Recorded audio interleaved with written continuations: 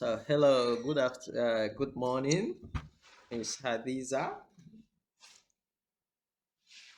Good morning, sir. How are you? How is your day? It was fine. All right, that's great. So, without wasting much time, let's proceed to. So, today we said we are going to learn about executive summary, right? Hello, can you hear me? All right, let me share my screen.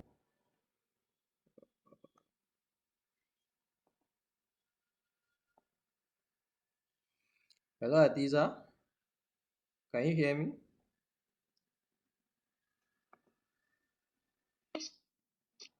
Hello, can you hear me?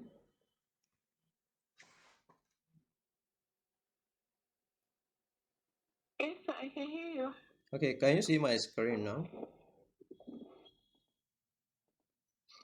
No. Yes, sir. Can you see it very clear? Is it very clear?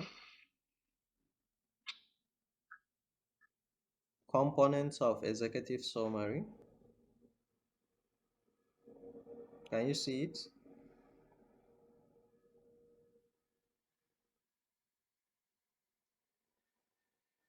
Hello?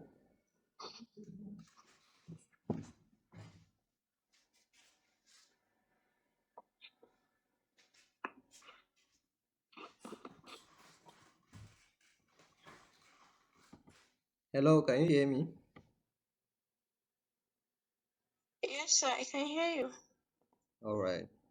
So, as you see, we said today we are going to have a training class on executive summary. So, and this is what I'm going to guide you through today.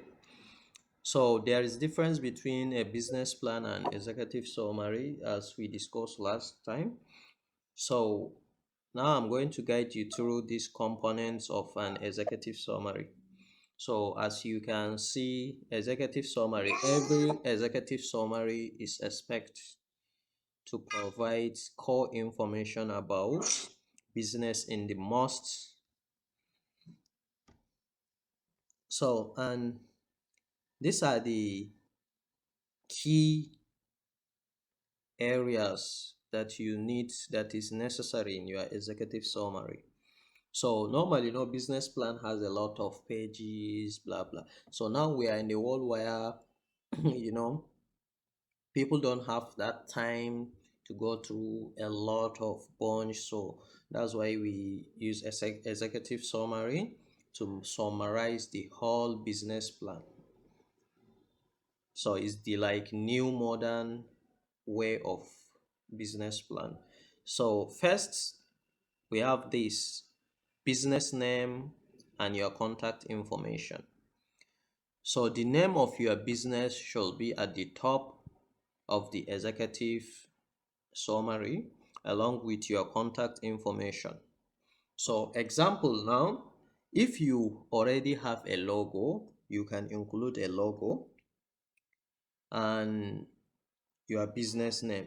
And if your business is online, then include a link to the website or description, how to access it.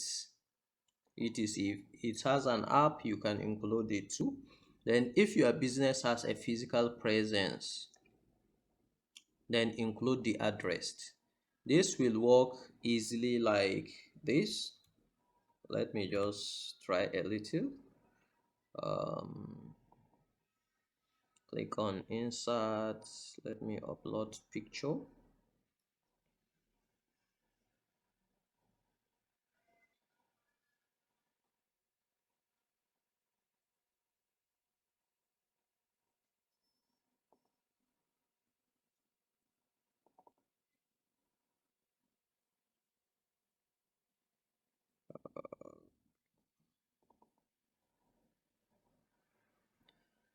All right, this is Hacksat logo. Let me pick this. Can you see what I screen? These are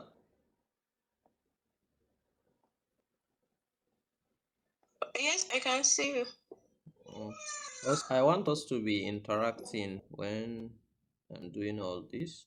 Okay, you see now I upload the logo. Let me make it to be at the center. So I'll press enter key for a paragraph. Then I'll come this paragraph alignment. Let me turn it to left, or I'll leave it at the center. So now they said, what is our business requires editor? The business name. If we have logo, we can include our logo with our business name, right? So this business logo I put, right? Remain the business name, right? Okay, let me type it. Hacksat Tech Limited. Okay, this is my business name. Don't worry about the color. You can turn it the way you want. You can use black, you can use okay. You see now I have the business name and the business logo, right? They say if your business is online, include the link for a website. So Hacksat has a website. So now what I'll do, I will use whether HTTP, or I can use normal one that people used to put www.hacksattech.com. This Hacksat website. I press enter key and they said if your business has a physical presence, then include the address. We have address. We are number 10 Galadima Aminu Way, Jimeta Yola. Can put like Adamawa State, Nigeria. So are you following up with what I'm doing? I'm just giving you an example, physical address. So this is simple, and you can also include email. If your company has an email, you can put it. Hello? I'm not seeing this. Okay, yes, I don't.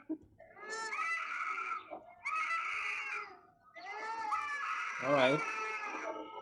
And if you like, you can put phone number. When you are putting phone number, use country code +234 8100448196. So this is Hacksat's company. So this is the info. I'm done with business name and contact information. That's the number one. You see, usually email and phone number. So I have all these details that is required. Please, anything that you did not understand, ask. Feel free to ask. You see, I put the company logo, company name, company website, address, email, and phone number. And if you want, you can type it like, you can make it like this: website,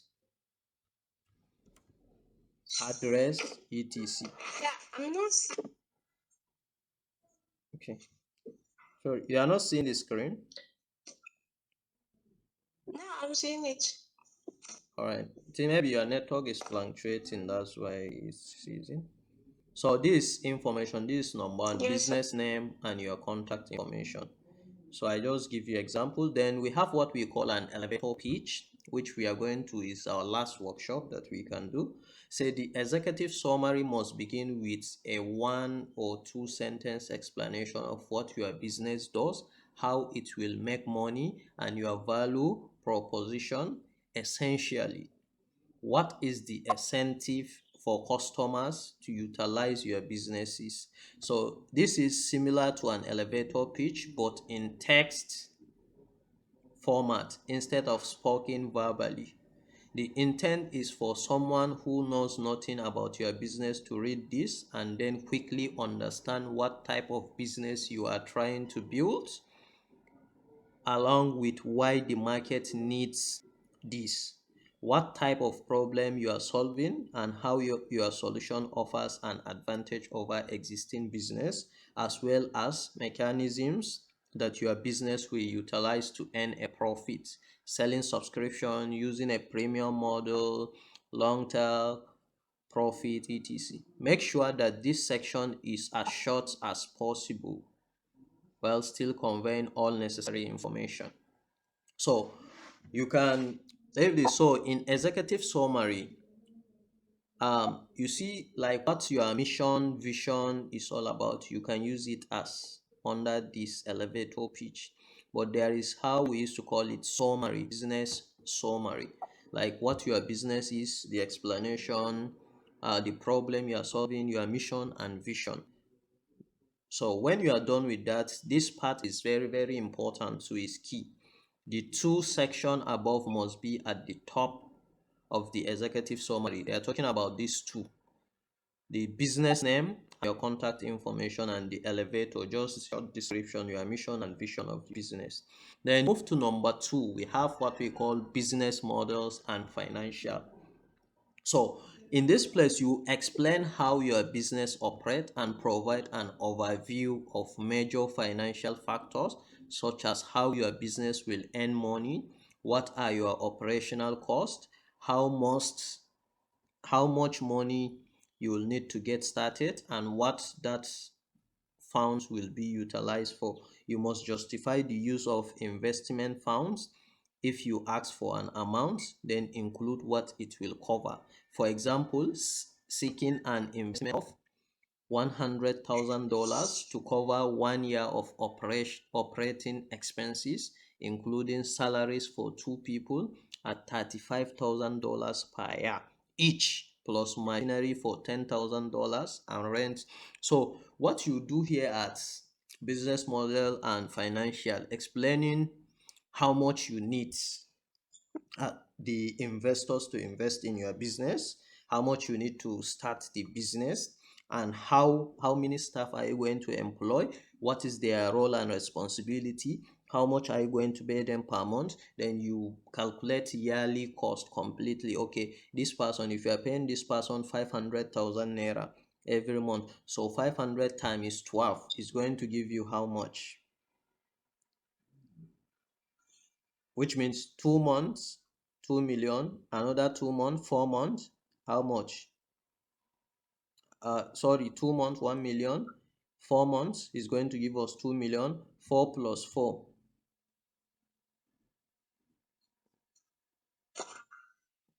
4 plus 4,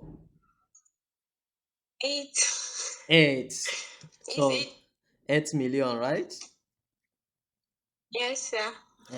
2 million plus 2 million is going to give us It's 4 million, right? fun. Yes, sir. And 4 plus 4 is going to give us 8, then plus 4 Yes, sir. again. So this is how you calculate for each person. And also machines. Are you paying rent? The space that you are going to rent, you remove the rent. How much? Like Nigeria, we are paying rent yearly, right? Not monthly. So you calculate how much the rent, the cost of rent for the year. NEPA bills that you are going to pay for power. If you are putting solar, how much is going to cost to buy the solar, the fixing, everything is full of budgeting. You understand? So, and you also need to justify projected income amounts. For example, if they give you this money, how much are you going to be able to generate per month? And you can calculate the whole year, just approximate it. Like just imagine it. Okay, if you have this, let's take an example, you are looking for 5 million. If they give you this 5 million, how much do you think you can generate as profit, or you can make in a year, or like how much money profit you are going to make in a month? So what you are making in a month, you can easily multiply it, like the way we multiply salaries. So the machine you are buying, equipment, everything. So this is what you put here. And also include what existing achievement, asset, and advantage you already have. This is critical. If you have just an idea, then it is not going to be very compelling, since anyone could have also. So assets can be one, industry expertise or experience among you or other people on your team. connection to key customers, partners, or strategically advantageous people. So, when we talk about any part of the business that is already established, website, prototype, product, inventory, etc., that you already own, then tangible assets such as machinery, warehouse space, equipment, etc. So, hello, are you together? Are you with me? Yes, sir. So if you already have earned profit or have customers on ground, be sure to include that here. It is the most powerful validation of the viability of your business. So if you already have an exit strategy established that include benefit to potential investors, then mention it here. An example of such an exit strategy. So let me just explain what exit strategy is. So there, when you are building a company, some people like they just want to operate this company for 2 years and make profit, then they sell out the company and make profit.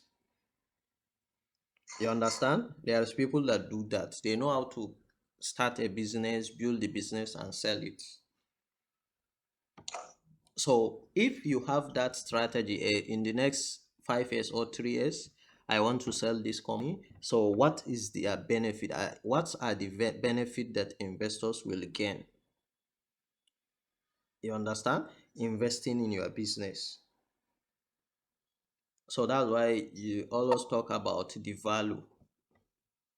Then I said example of exit strategy will be to identify one or more companies that are in the position to acquire you, open business success, and then specifically target your customers or focus your growth steps to position your business for eventual acquisition from this company. So I know you are hearing stories that so company bought so company, right?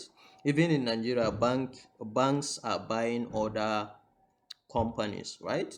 And banks are buying uh, fintech companies, financial technology companies that are growing at a startup level.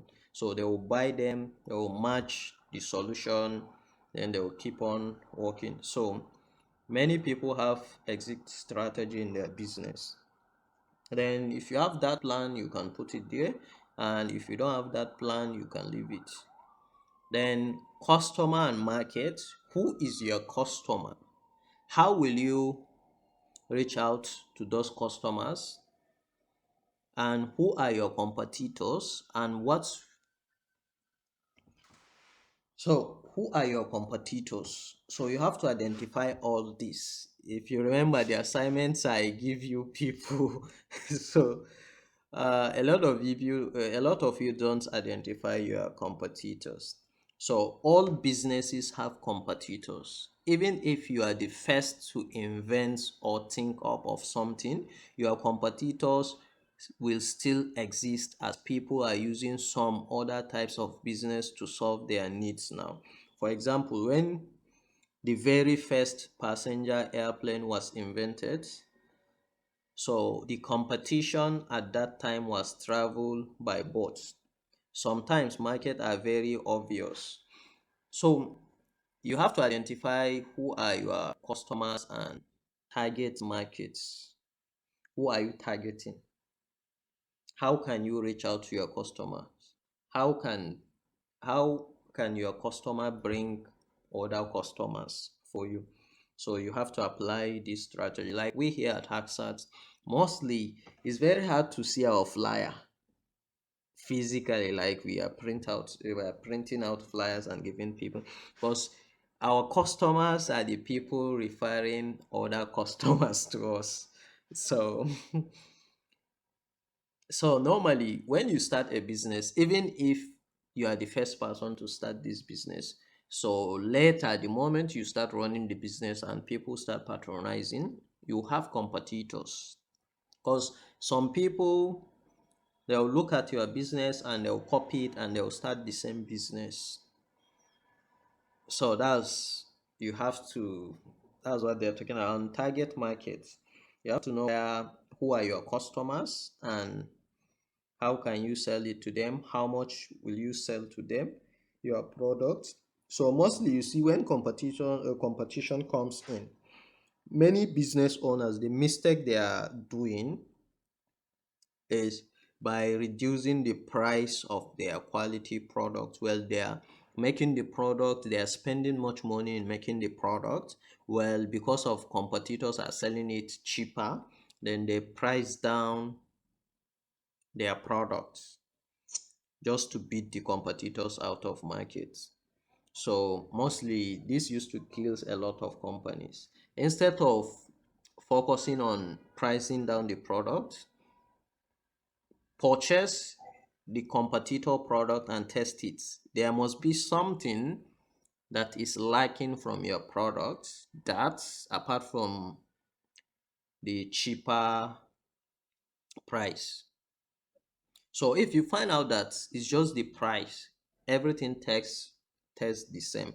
So you have to think, you have to sit down and see how you can take your competitors out of markets in a smart way, not by pricing down your price. I have a history of one company when their competitors are pricing down, low price. Well, instead of them to reduce to price down, they increase. And this makes them beat the competitors out of market. Like these people, the same product, but they just increase the price because then their customer feel like, oh, there must be a reason these people increase the price, maybe because they add something into, you understand all this. So a lot of things, business is war, right? And it's a journey that never ends.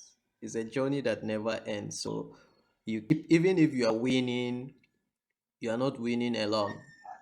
There must be people that are still winning. So it has a success cycle that it never breaks.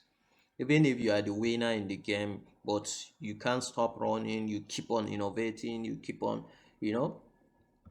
So that's how it works. So there is some parts that you'll be best at, and there is some parts that your competitors will be best at. So mostly collaboration happens at the top, competition happens at the bottom.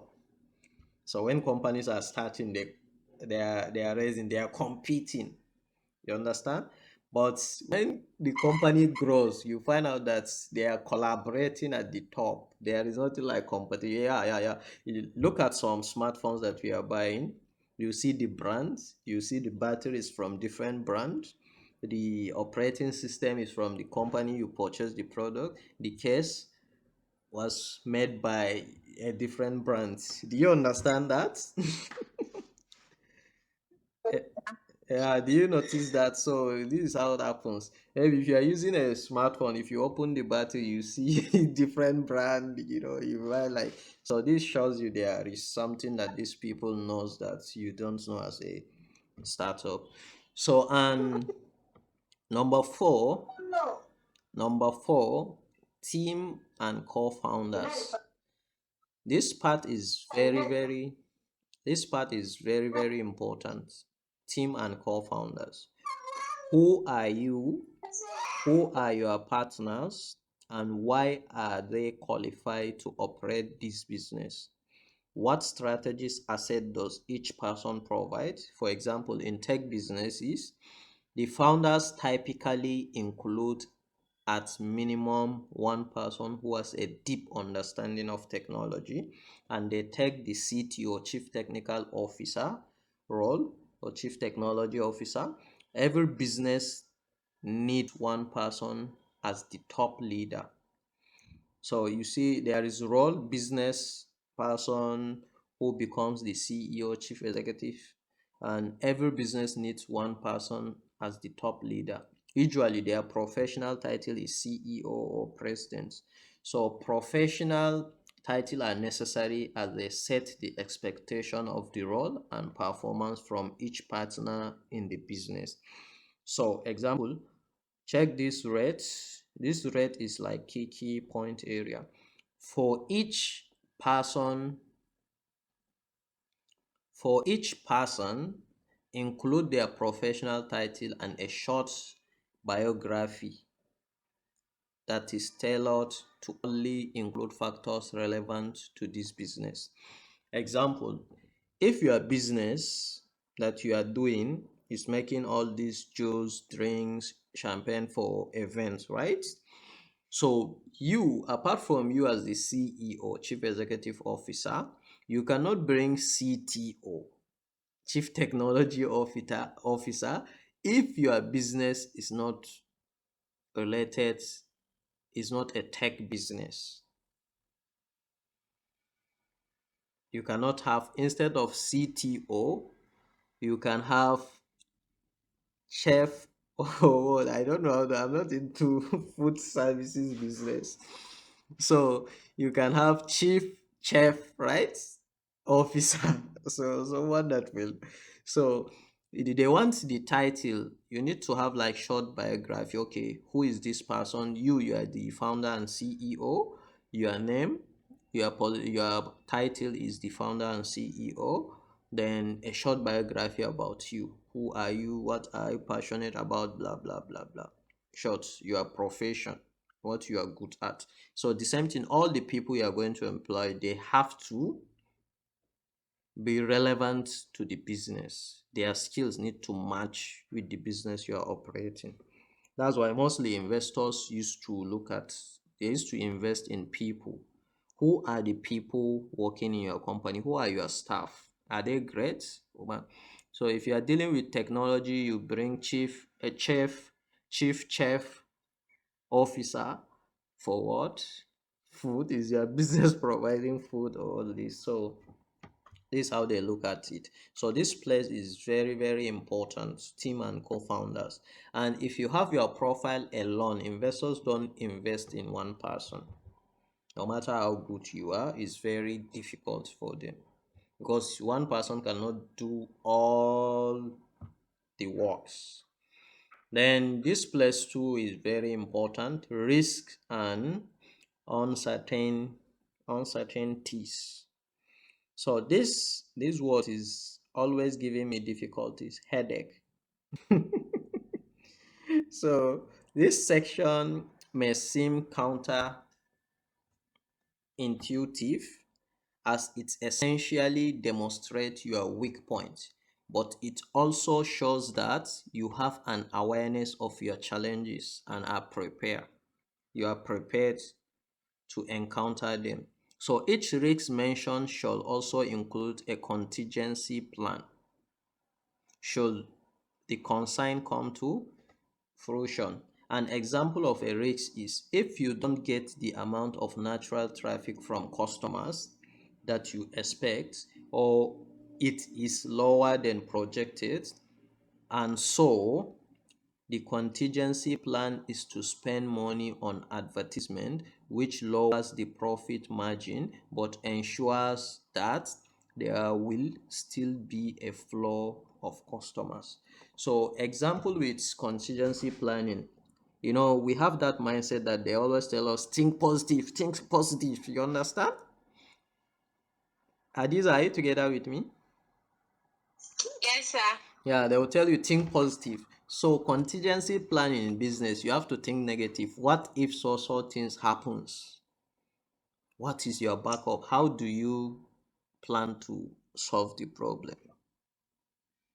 And the problem will be solved. This is what we call contingency planning. So I give you example in our some of our session. Like I tell you, kunun zaki, right? Our local juice Yes. here, kunun zaki. The contingency planning, if it's spoiled due to power failure, then it turns to another new product that people used to take it as alcohol, local alcohol. So which means it creates another market, it becomes a product. So this is what you need to explain there. And the assignments I'm going to give you to you come up. So if your business fails in this executive summary, so definitely it's very difficult for your business to succeed in reality. So, do you have any question? Yes, sir. Okay, what's the question? How can a person that is doing business and face someone is doing the same business of her, how can she handle her business so that all the customer that is buying her product will not she will not lose all the customers? All right. So, if that's the competition we are talking about, customer and market, this place, who is your customer, right? And how you can retain them. So, like the example I give you, let me stop sharing the screen. And so, like the example, so can you see me now instead of the screen? Yes. All right. So, like the example I give you, if you have somebody that you are running the same business in the same place, so what you need to do is buy that person products, test it. Yes. Okay. Yeah. If your customers are leaving you, buy that person products, even if indirectly, do it indirectly, then test it. Then you find out that what is the reason. You find the reason why you start losing them. Maybe the test or something that you are on has a problem with. And our people here mostly they are not open. They will not tell you, this thing is testing, but when they find why the one that is good, they will just start running away their customers. Yes. Because we have that mindset, if we are doing something wrong and someone corrects us, so we used to feel like that person hates our business, that person don't like our business. So that's the challenge. That's the reason why they are running away. People like don't be open up. So you need to have that feedback cycle. Always keep in touch with your customers. Okay, what do you think I can do to improve this product? Okay, you see, people will be giving you like different. Okay, there is we that don't like sugar. Maybe you are doing local juice. I don't like sugar much. Then you see how many people reported to you they don't like sugar much. If there are numbers, if there are more than one person, then maybe find way that you can do the one without the sugar that will taste better for them. So they will refer other people that want the same taste. Do you understand? So mostly the problem we are having in our local business for food, if one person complain about the taste, so we don't think like, okay, if this person complain, like how many people will have the same complaint? So which means if I solve this person problem, when he can tell other people that have the same problem with him where he got his solution. So let me use Hausa, suna mutane mu suna raina abu. Kaya mutum ɗaya ne kawai ba da yawa ba, su nawa ne. So it's very, very important. This is what runs a business. What makes a business is paying customers, people that pay for your products and services.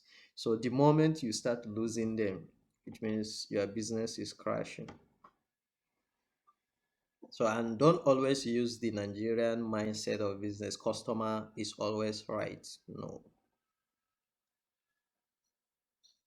don't use it in that mentality way that customer will come and insult you, you slap you, all these that customer is right. Yes, it happens in some companies when you go, especially when you are working at customer care. Customer will come and hold your neck. You understand all these stuffs. So have think of it in a business way. Customer is always right when he makes complaint about your product or he give you a suggestion. Like if you go to like developed countries, there is some business that have a feedback box. You just write on a paper, You just put it. So every end of the week, they used to check it out, like the weekends. Okay, what people are saying. Some used to build like a survey, tell us how it tests, our product tests, what we can do to make it better, all this. But you can acquire this knowledge and use it in our local way by following up with your customers, maybe personally, or even creating a WhatsApp group. A lot of business, our local business here, they don't have a WhatsApp group where they interact with their customers, unless those people that are selling like bunch of stuff, they will just be adding different product with different price. And don't always put DM for price, direct message for price. Is your product a cultist product that you need DM? Make your price open. The person that can afford it will come, and the person that cannot afford it can put how they can afford it. They contact you, then there is a way that they can afford it. Because if your product is very high, let's take an example, the cake is very big and maybe you are charging 5,000 naira. So when people that cannot afford it contact you and say, the price, any discount, no, that's the standard price. Always have a standard price. The Yes, moment sir.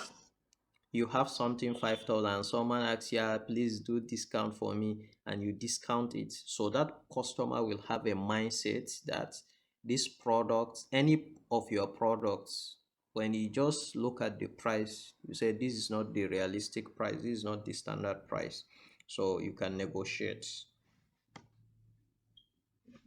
You understand? So you need to have, Yes. okay, this is standard, there is no discount unless you are ordering a huge quantity. Do you understand that? So these are most of the mistake that we are doing. Because the same person will have friends, will tell you, I got it, it's 5,000. Don't worry, if you go, you discuss, they will give you discount. Like you pay less than that. You understand? Before you know, the discount you are giving, people start asking for more discount again. Before you know, the business crash down. So there is business that you see a lot of customers and they are not doing well. And there is business that you can see they have few customers and they are doing well. They are doing better because they maintain their price standards. Like Hacksat, when we start computer skills training programs, we give people scholarship. Only one person come. We charge people 5,000 for training, 2 months. Only one person pay. I just hit the price. I work on the curriculum and we just push up the price from 5,000 to 35,000. Even my team are like, people can't afford this. I was like, the right people that will afford it will come. Instead of us to have like five people, 25,000 naira, and we'll suffer, we know that we are lying to ourselves, we are not making profits, and we keep running at loss. So it's better we make it affordable for people that can afford it. And if you can't afford it, you come with negotiation. We are not giving you discount. We can give you payment method, install payments. You can pay half and complete half, which means the price still the same standard, but we just find way that you can afford it. And you know the surprise, people coming with big cars paying the 35. If you talk about discount, you say that's the standard price, but we can refer you to where you can pay 15,000, 10,000. So you look at high quality. What's the difference for the price? So and normally we know what we are giving, very qualitative training. So we can't risk to go below. We'll be running at loss and at last the business will crash. And now guess what? People are paying 45,000 naira now for training. It's like the price is increasing. Yeah, we have to increase because the cost is increasing and the company is growing, and what we are giving is increasing too. Okay. So this is what you do. And another thing that I want to tell you is, if you are in the same house doing the same business, definitely you are not an entrepreneur. Entrepreneurs solve problem. You can't continue doing what somebody is already doing. Find something that is lacking in the community, then solve the problem. You people will have the same customers but with different satisfaction. Do you understand? Yes, sir. All right. You can pick one product and be great at it, good at it, and people will come for that's one single product. And rule of business, if it is working, don't touch it. You know Big, right? Big Pen. They are existing since 90s, 80s, right? The same Big that Yes, we know, they born us, our grandparents, and up to today, the same Big, the same ink, the same shape. And people are buying up to now, right? Look at Yale biscuits. The taste remains, even though they are improving, they are going with the system. But up to today, people trust their biscuits. People trust every product they do. You find out that there is a huge difference between their product and the rest of the companies, right? So don't do the same yes, business at the same place. There is a lot of problems in Nigeria when you turn everywhere. Then pick one, be great at it, give people solution. They will come after you. Did I answer your question? yes, sir. Mm, Thank you. our last week session we talk about entrepreneurs. Forget about is a person who start or create business. Entrepreneurs simply means problem solving entrepreneurship. An entrepreneur is a problem solver. Okay, sir. So do you have any question? No, sir. All right.